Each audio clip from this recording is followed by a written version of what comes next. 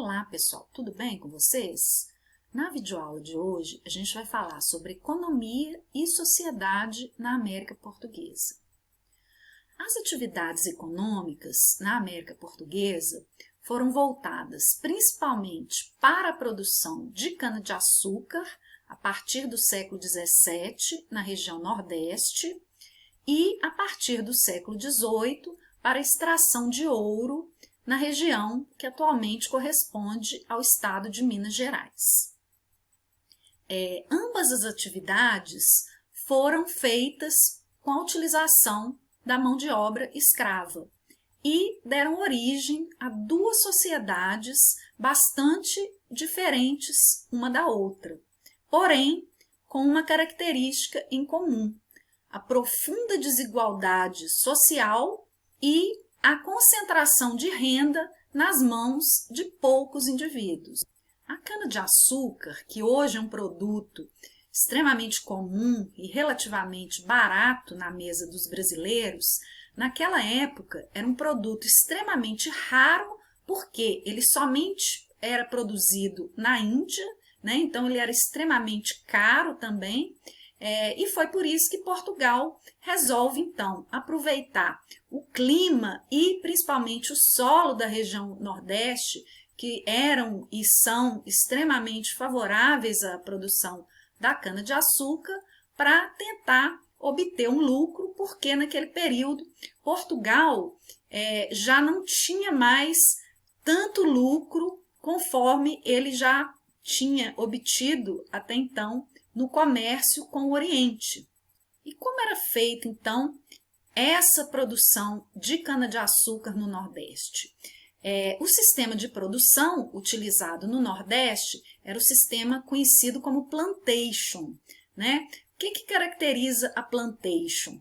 A plantation ela se caracteriza pela existência aí desse tripé, né, que é a monocultura voltada para a exportação, com a utilização de mão de obra escrava. Ou seja, monocultura é quando se produz um único tipo de produto em grande quantidade. Normalmente são utilizados os latifúndios, né, que são as grandes propriedades rurais, para que esse produto seja produzido em grande quantidade para poder ser exportado. Bem, quanto à estrutura de produção, aqui essa imagem ela mostra, né, é uma imagem de um engenho. O que era um engenho? O engenho era a mistura da casa grande, onde vivia o senhor dono da propriedade, né, que era conhecido como senhor de engenho. Então ele vivia nessa casa grande com os seus familiares.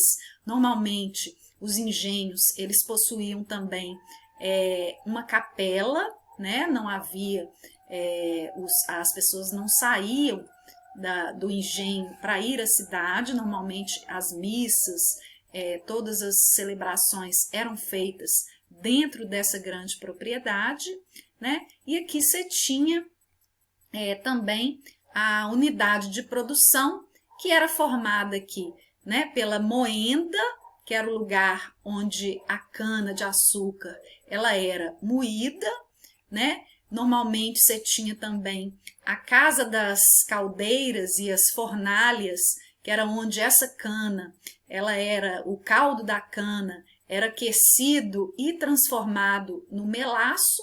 E você tinha também a casa de purgar, onde esse açúcar ele era transformado em barra e refinado, né, para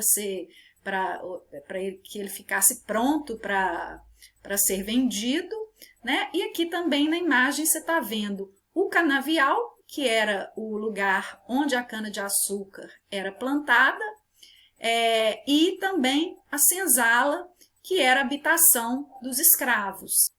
E vale lembrar que os escravizados eles viviam em péssimas condições de moradia e trabalho, além de sofrerem agressões não só físicas, mas também psicológicas.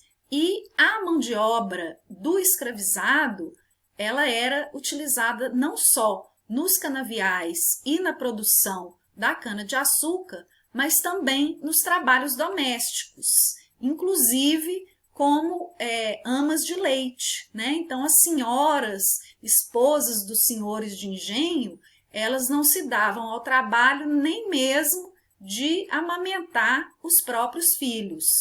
Então, aqui a gente tem uma pirâmide social representando essa sociedade que se formou em torno da produção da cana-de-açúcar no Nordeste a partir do século XVII, né? Então, conhecida como a Sociedade do Açúcar. Essa sociedade ela era dividida basicamente entre a aristocracia, que era o senhor de engenho, né? O dono das grandes fazendas produtoras e os seus familiares, e os escravos, que eram, né, considerados aí as mãos e os pés do senhor, ou seja, o senhor de engenho nada seria se não fosse a utilização dessa mão de obra.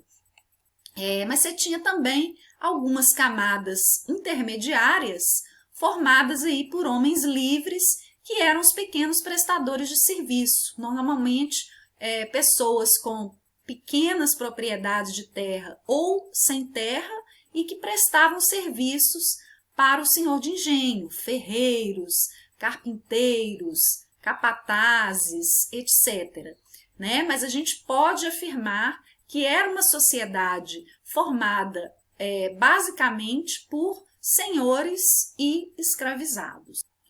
Outra característica importante que surgiu dentro dessa sociedade açucareira foi o sistema patriarcal. Essa imagem que está aqui no fundo, ela mostra exatamente como que essa estrutura patriarcal era organizada dentro dessa sociedade. Então, o que é uma sociedade patriarcal? É aquela sociedade que tem na figura masculina, né, no caso, o senhor, que era o dono do engenho, a figura principal onde se concentra o poder e, por consequência, a autoridade. Então, essa sociedade patriarcal, ela surge aqui por volta do século XVII, no Brasil, no Nordeste.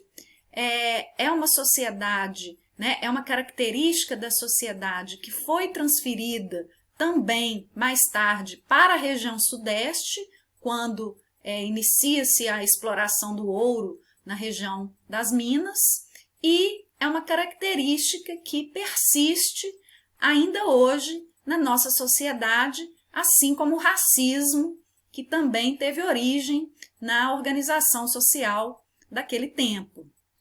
Então, todas essas imagens que vocês estão vendo aqui no fundo são imagens feitas por viajantes estrangeiros que vieram para o Brasil aqui durante o período colonial e então reproduziram nas suas telas exatamente aquilo que eles viam acontecer pelas ruas das cidades coloniais.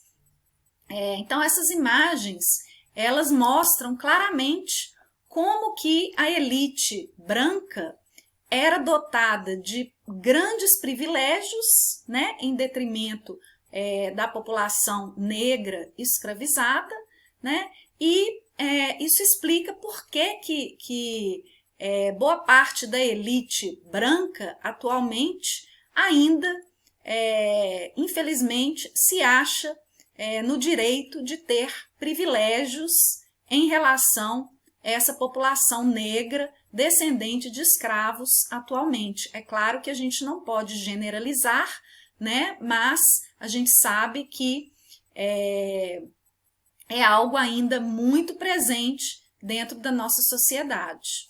Bem, espero que vocês tenham gostado, né? E vamos continuar na próxima videoaula falando sobre a sociedade colonial que se formou aqui na região das Minas a partir do século XVIII. Grande abraço a todos e até a próxima!